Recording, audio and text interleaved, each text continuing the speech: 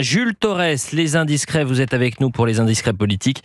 La présidence du groupe de la majorité présidentielle semble promise à Gabriel Attal, mais on pourrait avoir une surprise. Laquelle ? Oui, Elliot, selon les Échos du pouvoir, un face-à-face entre anciens premiers ministres se profile à l'horizon.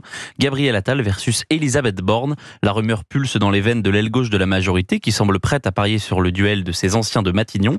Évincé du trône en janvier, Borne pourrait déclarer prochainement sa candidature pour le groupe. Dans l'ombre, le duel est déjà lancé entre les deux locataires de Matignon et chacun avance ses pions Matignon. Et que dire de leur froideur polaire depuis qu'Attal, le prodige trentenaire, a pris les rênes du ministère de l'Éducation dans son propre gouvernement avant de la détrôner.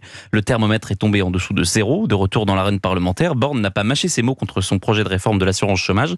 Désormais en pause, les dés sont jetés. Mais j'avais l'impression que le leader en tous les cas celui qui imposait le rythme, s'appelait Gérald Darmanin. Alors justement, il pourrait se dégager de la course.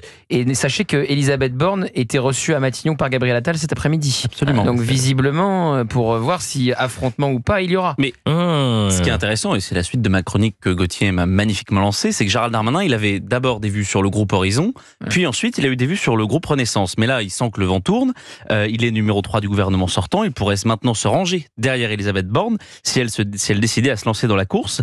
Donc ce serait un duo contre un rival commun, Gabriel Attal, qui n'a cessé de semer des obstacles sur le terrain de Gérald Darmanin. Il y a eu des offres dans la presse, il y a eu un certain nombre de décrets, par exemple, qui n'ont pas été publiés.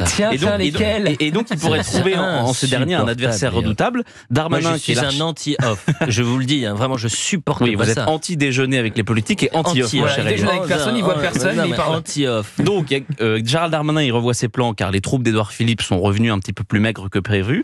Selon nos Échos, le ministre de l'Intérieur lorgne maintenant sur un autre trône, celui de la direction du parti, avec un congrès en ligne de mire dès cet automne. Je le dis aux éditeurs qui nous écoutent, ils disent mais un off, qu'est-ce que ça veut dire ? Un off, c'est une information qui est donnée en sous-main d'un politique, typiquement, à un journaliste, et qui dit tu le dis pas, hein, mais en fait Madame la députée, en sortant de notre émission, va nous dire, je pense, en off, que le président va démissionner. Voilà, ça c'est un off. Mais on pourra pas dire que c'est Madame la députée. En revanche, Madame... Je fais rarement des off en fait. Voilà, vous voyez, toujours c'est sur très le mode bien. on.